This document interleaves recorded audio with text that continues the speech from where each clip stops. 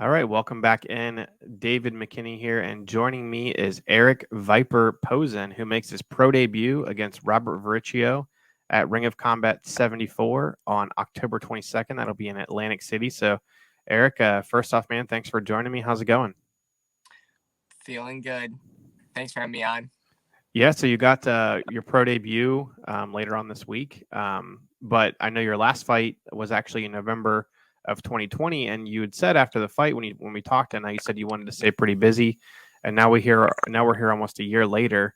You're finally making your pro debut. So, did anything change after that, or just had trouble finding fights, or what have you been up to in almost the last year? Yeah, so apparently going pro within the surrounding states was a little bit more difficult than I thought it was going to be. I didn't think it would be, but it is what it is. So I ended up having to go broader out of state. I was going to take an amateur title fight, and that the opponent got injured, and it was like, you know what, this is a sign you're supposed to be. You said you were going pro, just do it. Don't keep going back down to that area. So yeah, almost Yeah. a year later, between getting the management and getting the everything situated, here we are finally.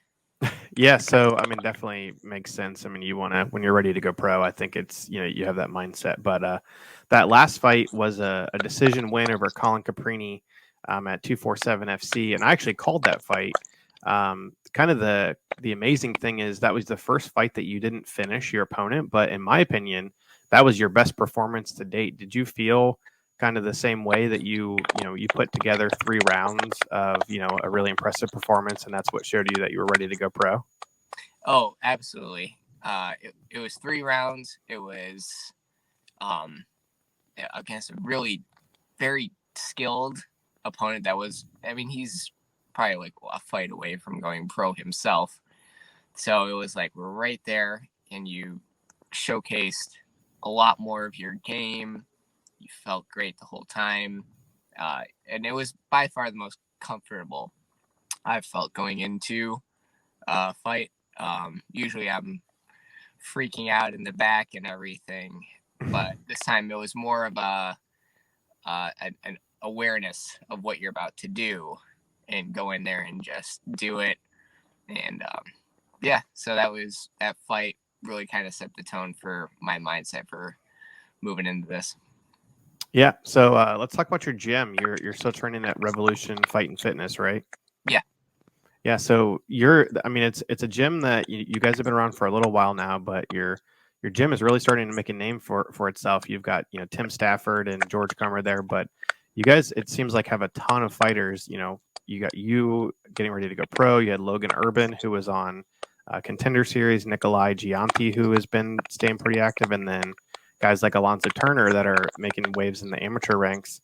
Um, what do you kind of attribute that to? Like, it seems like everybody all at the same time is really having a lot of success coming out of that gym. I think that the part of the reason for success is obviously good coaching. It's coaches that aren't so focused on just offense and getting you in there and just go beat the other guy up. George really stresses almost every day how important the little battles and the little positional wins are.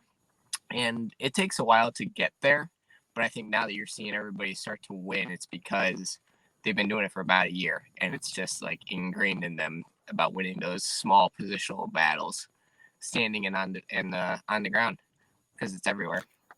Yeah. So speaking of standing, I know you said prior to your last fight that you were training with Devonte Smith a little bit for striking. Have you had any more opportunity to train with him or cross train anywhere else? Yeah, yeah. Every time he's back home, we're always starting to go at it. I've learned so much from him. It's not too often you see someone that when he went pro, I didn't even have my first amateur fight yet, but I remember watching his first pro fight, and it was and all these years later, getting able to to spar and go rounds and pick his brain and see someone that's actively trying to make it in the UFC level, what it takes for them to compete, to bring it down to like your first pro fight. It's like, this is what you need to do. This is how it has to be. And it's been the biggest thing.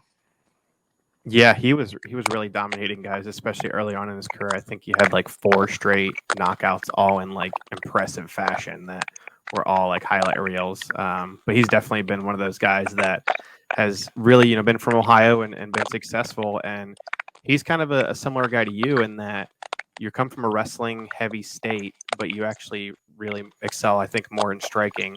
I'm not saying that you don't have wrestling, but how does it feel being kind of a striker in a state where wrestling is, Ohio is probably one of the top 2 or 3 wrestling states in the country? I think, yeah, because I don't think he didn't wrestle in college, and it feels like every other person you talk to in Ohio wrestled at the Division 3 to 1 level for, yeah. So to kind of like, strike and wrestle a little bit, it means you're a little bit, I think you're a little bit better than people think at any time on wrestling. Yeah, I think that's, if people haven't watched your fights, I love your striking style. You're a southpaw, and you strike in a way that not a lot of people in MMA do. You have kind of a unique style. You throw a lot of body shots. You are not afraid to really be aggressive, but then also you're good defensively. Where does that striking background come from? Did you compete in like karate as a kid, or how'd you get started originally down the road of combat sports? Yes, I started with Taekwondo. It's, I think a lot of kids do when they're in their like teens. I think really my striking style comes from watching film and watching tape. I would watch when I was coming up, like 2009. I was a freshman in high school, and I knew, like, I was watching the UFC at the time. I was like, oh my god, I gotta try. I've got to make a push for this at some point in my life. I gotta try. And watching at the time, GSP was crushing Koshek's eye socket with his jab, and Anderson Silva was dodging everybody's punches. And it just goes on and on. Like, everybody would come up and they would have their own cool thing that they were doing with striking. And it's like, I'm just going to take a little bit of this. I'm going to take a little bit of this. I'm going to try it out in the gym because I live there. And we're going to see what melds and what fits me. Because part of your striking style is based on your personality too. If you're an aggressive person, you'll notice they really kind of go forward and fight off the front foot. You'll see like maybe more quiet people. Sometimes they move more. They focus on different things. And I like to think I'm somewhat balanced in that respect, and that I can do a little bit of everything when I need to, striking wise. Yeah, so leading into this fight, I saw you got a new sponsor, MMA Tico, which they're doing a lot of cool things for fighters, especially up and coming guys. How'd that sponsorship come about, and how can we get your official walkout shirt for your pro debut? On my Instagram, I have the link to the collection for a shirt, a hoodie, everything with that. It's got all my sponsors on the back. They've been great. MMA Tico has been super helpful in alleviating a lot of stress and getting some merchandise and getting some. Honestly, it's just like some memories, some cool, like, hey, fighting pro. This was my first shirt. That way, when you're further down the line and you're really making it, that shirt that they helped you make is a lot more special. So they've been awesome, and they've always come up with really kick-ass designs. Yeah, I love their stuff, especially I love that they're doing, mostly supporting up and coming guys, which is cool, from the amateur and then up and coming pros. Where can we find you on social media to follow you?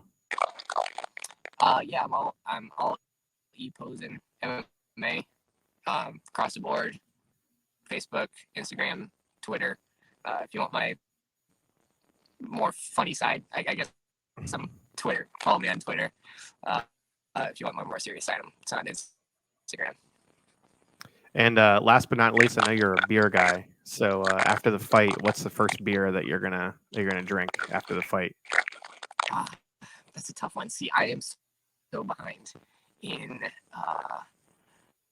like the fall beers that came out. So I haven't had Oktoberfest. I haven't had anything pumpkin yet. So I think for this one, I'm looking forward to a nice Southern Tier pumpkin.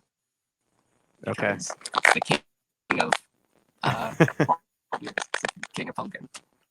Yeah, awesome, man. So thanks so much for joining me. We will be sure to check you out this Friday night at Ring of Combat in Atlantic City, and best of luck. Awesome. Thank you. I appreciate it. Yep, thanks.